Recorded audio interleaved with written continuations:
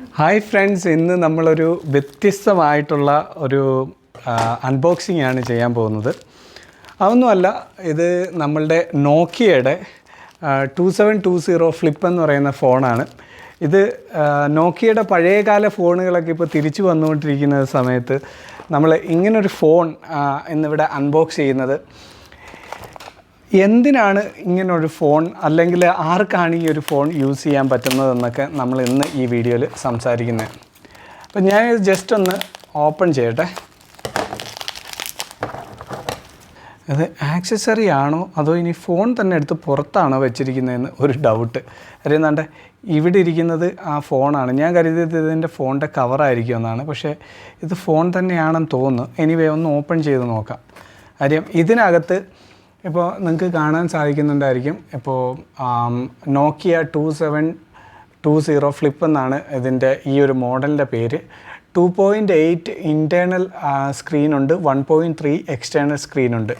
Extra large button, പിന്നെ Google assistant, emergency assistant, അങ്ങനെ കുറേ സംഭവങ്ങളുണ്ട്. പക്ഷേ ഈ ഒരു ഫോണിൻ്റെ വേറൊരു പ്രത്യേകത എന്താണെന്ന് വെച്ച് കഴിഞ്ഞാൽ, പണ്ടത്തെ നോക്കിയ 2720 അപേക്ഷിച്ചിട്ട് ഇപ്പോൾ ഇത് 4G സപ്പോർട്ട് ചെയ്യും. അപ്പോൾ ഇതിനു മുമ്പ് ഈ ഒരു ഫോൺ നാട്ടിൽ, പ്രത്യേകിച്ച് ഇന്ത്യയിൽ വാങ്ങിയപ്പോൾ ഒരുപാട് നെറ്റ്വർക്കിൽ അത് കവറാവുന്നില്ല എന്നൊക്കെ പറഞ്ഞു കേട്ടിട്ടുണ്ട്. പക്ഷേ ഈ ഒരു ഫോൺ നമുക്ക് അവിടെ കൊണ്ട് ഉപയോഗിച്ച് തന്നെ നോക്കണം എന്തൊക്കെയാണ് എന്ന്.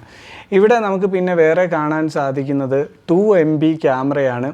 അതുപോലെ തന്നെ വൈഫൈ ഉണ്ട്, GPS ഉണ്ട്, ബ്ലൂടൂത്ത് FM റേഡിയോ ഉണ്ട്. അതിന് നമുക്ക് ഹെഡ്സെറ്റ് ആവശ്യമുണ്ട്. അതുപോലെ തന്നെ മൈക്രോ SD കാർഡ് ഉണ്ട്. ആപ്ലിക്കേഷൻസൊക്കെ നമുക്ക് ഇൻസ്റ്റാൾ ചെയ്യാം. പക്ഷേ ഇത് ആൻഡ്രോയിഡ് അല്ല. അപ്പോൾ എന്തായാലും ഇനി നമുക്കിതൊന്ന് ഓപ്പൺ ചെയ്യാം. ഏത് ഭാഗത്തുനിന്ന് ഓപ്പൺ ചെയ്യേണ്ടത്? ഓക്കെ, ഇവിടുന്ന് ഓപ്പൺ ചെയ്യാം. അപ്പോൾ ഈ ഒരു ബോക്സിനകത്ത് എന്തൊക്കെയാണ് വരുന്നതെന്ന് സത്യം പറഞ്ഞാൽ ഈ ബോക്സിൽ ആക്സസറീസ് മാത്രമായിരിക്കണം വരുന്നത്. എന്തായാലും നോക്കിയയുടെ ഒരു ചാർജർ നമുക്കിതിൻ്റെ കൂടെ ലഭിച്ചിട്ടുണ്ട്.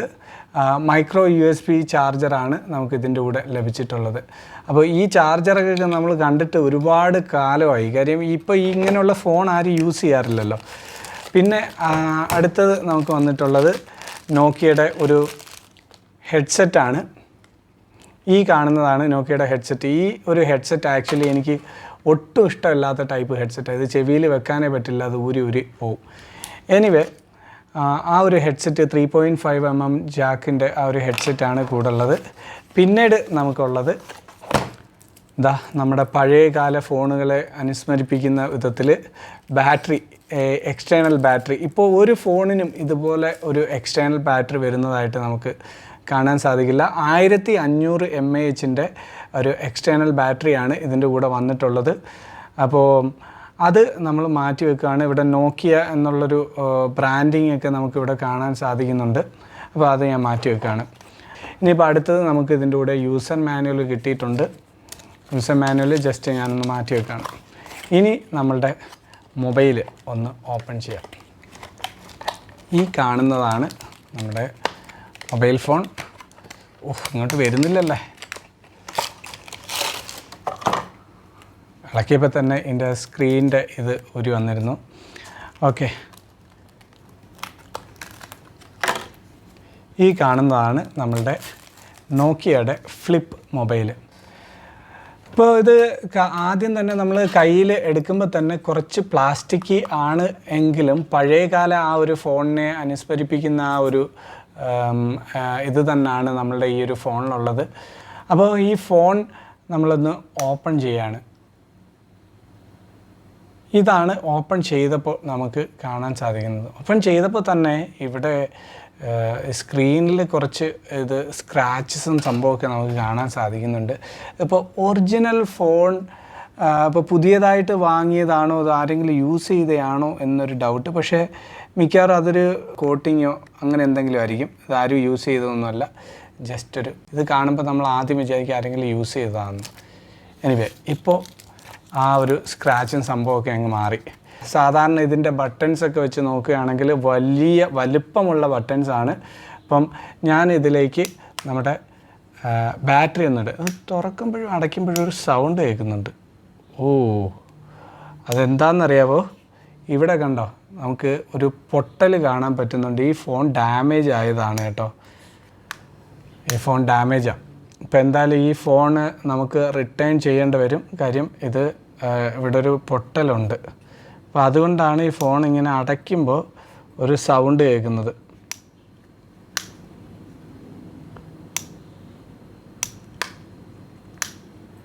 എനിവേ ഇതൊന്ന് ബാറ്ററി ഇട്ട് നോക്കാം വർക്ക് ചെയ്യുമോയെന്നറിയാം.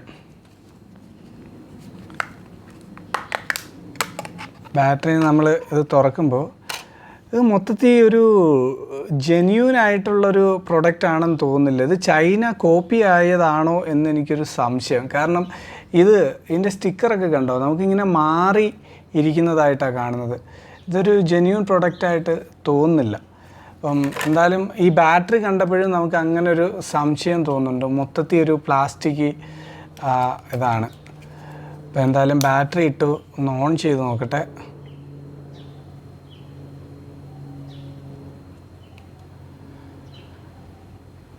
ബാറ്ററി ഇട്ടു ഓൺ ചെയ്തപ്പോഴും ഇത് വർക്ക് ചെയ്യുന്നില്ല. എനിവേ ചിലപ്പോൾ ഇത് ചാർജ് ചെയ്യേണ്ട ആവശ്യം ഉണ്ടാകും. പക്ഷേ ഈ ഒരു ഫോൺ ജെന്യൂൻ ആണ് എന്ന് തോന്നുന്നില്ല. അതുകൊണ്ട് മൊത്തത്തിൽ ഒരു ഇതിൻ്റെ സ്റ്റിക്കർ ഒട്ടിച്ചിരിക്കുന്നതാണെങ്കിലും ബാക്കിയുള്ള കാര്യങ്ങളൊക്കെ ആണെങ്കിലും ഒക്കെ എന്തോ ഒരു സംതിങ് മിസ്റ്റേക്ക് ഉണ്ട് ഇതിന്. അതുകൊണ്ട് ഇത് ഏറ്റവും പ്രശ്നം ഇതിങ്ങനെ തുറക്കുമ്പോഴും അടയ്ക്കുമ്പോഴും കേൾക്കുന്ന ഈ സൗണ്ടാണ്. എന്തായാലും ഈ ഒരു ഫോൺ നമ്മൾ ആമസോണിൽ നിന്നാണ് വാങ്ങിയത്. അത് റിട്ടേൺ ചെയ്യുകയാണ്. അപ്പോൾ ഈ ഒരു ഫോൺ നല്ല പോലെ ഒരു റിവ്യൂ ചെയ്യാമെന്നൊക്കെ കരുതി എടുത്തതാണ്. പക്ഷേ ഒന്നും നടക്കത്തില്ല. ഒന്നാമത്തത് ഡാമേജ് ആയ ഫോണാണ്. പിന്നെ നമുക്കിതുകൊണ്ട് വേറെ ഉപയോഗമൊന്നുമില്ല. ഡാമേജ് ആണെങ്കിൽ മൊത്തത്തിൽ പ്ലാസ്റ്റിക്കാണ്. അപ്പം എന്തായാലും ഒരു ഫ്ലോപ്പായ അൺബോക്സിംഗ് ആയിരുന്നു. അപ്പോൾ എന്തായാലും നമ്മളുടെ ഈ ഒരു മൊബൈൽ ഇപ്പം എനിക്ക് കണ്ടപ്പോൾ തന്നെ ഒരു ഡൗട്ട് ഉണ്ടായിരുന്നു. നമ്മളിപ്പോൾ കയ്യിൽ പിടിക്കുമ്പോൾ തന്നെ ഒരു പ്ലാസ്റ്റിക് സംഭവമാണ്. പിന്നെ ഇതിൻ്റെ ബാക്കിലത്തെ സ്റ്റിക്കറൊക്കെ കണ്ടപ്പോഴത്തേന് ഏകദേശം തീരുമാനമായി ഇതൊരു ചൈന ഡ്യൂപ്ലിക്കേറ്റ് സാധനമാണ്. അപ്പോൾ അതൊക്കെ നമ്മളുടെ ആമസോണിൽ ഇതുപോലെ ഇട്ട് നമ്മളെയൊക്കെ പറ്റിക്കാൻ വേണ്ടി ആളുകളുണ്ട് എന്ന് മനസ്സിലായി. എനിവേ നമ്മളെന്തായാലും ഇത് റിട്ടേൺ ചെയ്യുകയാണ്. ഇന്നിപ്പോൾ ഡെലിവറി ചെയ്തതേ ഉള്ളൂ. ഡെലിവേർഡ് എന്ന് കാണിക്കുന്നുണ്ട്. ഇപ്പോൾ ഞാൻ നമ്മളുടെ മൊബൈൽ റിട്ടേൺ വിൻഡോ ഓപ്പൺ ആണോ എന്ന് നോക്കട്ടെ. ഇപ്പോൾ return item eligible through March 18. Okay, അപ്പോൾ നമ്മളത് റിട്ടേൺ ഓപ്പൺ ചെയ്തു.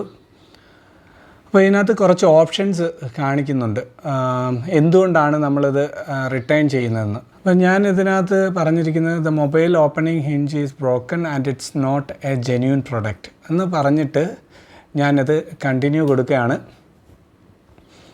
അപ്പോൾ അവർ ചോദിച്ചിരിക്കുന്നത് refund to your gift card വേണോ അതോ നമ്മളുടെ ഏത് കാർഡിലേക്കാണോ നമ്മൾ പർച്ചേസ് ചെയ്തത് അതിലേക്ക് വേണോ എന്ന് ചോദിച്ചിട്ടുണ്ട്. അപ്പോൾ ഞാൻ refund to your gift card balance കൊടുക്കാം. അതാകുമ്പോൾ പെട്ടെന്ന് നമുക്ക് അത് റീഫണ്ടായിട്ട് കിട്ടും. കൺഫേം പിക്കപ്പ് കൊടുത്തിട്ടുണ്ട്. അപ്പോൾ എന്തായാലും നമ്മളുടെ ഈ ഒരു മൊബൈൽ നമ്മൾ റിട്ടേൺ ചെയ്തിട്ടുണ്ട്. അപ്പം ഇങ്ങനെയും കുറച്ച് പ്രശ്നമുണ്ട്. നമ്മൾ വലിയ കാര്യത്തിൽ ഓരോ സാധനങ്ങൾ ആമസോണിൽ നിന്ന് വാങ്ങും, അത് ജെന്യൂൻ ആയിരിക്കണമെന്നില്ല. അപ്പോൾ എന്തായാലും നല്ലൊരു വീഡിയോ ഒക്കെ ചെയ്യണമെന്ന് വിചാരിച്ച് ഇതിൻ്റെ ഒരു റിവ്യൂ ചെയ്യണമെന്ന് വിചാരിച്ചാണ്. പക്ഷേ ഫ്ലോപ്പായിപ്പോയി. എനിവേ സൂക്ഷിക്കുക. ഇപ്പോൾ നമ്മൾ ഓൺലൈനിൽ നിന്ന് മേടിക്കുമ്പോൾ ഇതുപോലുള്ള സാധനങ്ങൾ വാങ്ങുമ്പോൾ നമ്മൾ വളരെ പെട്ടെന്ന് തന്നെ അൺബോക്സ് ചെയ്യുക. അധികം ദിവസം വെച്ചിരുന്ന് കഴിഞ്ഞിട്ട് അൺബോക്സ് ചെയ്ത് കഴിഞ്ഞാൽ റിട്ടേൺ വിൻഡോ ക്ലോസ് ആയിപ്പോവും. അപ്പോൾ അതൊക്കെ നോക്കുക. അപ്പോൾ ഇന്നത്തെ ഈ ഒരു ചെറിയ വീഡിയോ നിങ്ങൾക്ക് എല്ലാവർക്കും ഇഷ്ടപ്പെട്ടു എന്ന് വിശ്വസിക്കുന്നു. നിങ്ങൾക്ക് ഈ വീഡിയോ ഇഷ്ടപ്പെട്ടിട്ടുണ്ടെങ്കിൽ ലൈക്ക് ചെയ്യുക, സബ്സ്ക്രൈബ് ചെയ്യുക. സബ്സ്ക്രൈബ് ബട്ടൺ തൊട്ടടുത്തുള്ള ബെല്ലൈക്കൻ കൂടെ പ്രസ് ചെയ്യുകയാണെങ്കിൽ ഇനിയും അപ്ലോഡ് ചെയ്യുന്ന എല്ലാ വീഡിയോകളുടെയും നോട്ടിഫിക്കേഷൻ നിങ്ങൾക്ക് ലഭിക്കുന്നതായിരിക്കും. അപ്പോൾ വീണ്ടും നല്ലൊരു വീഡിയോ ആയിട്ട് വരുന്നവരെ this is Sajeev signing of.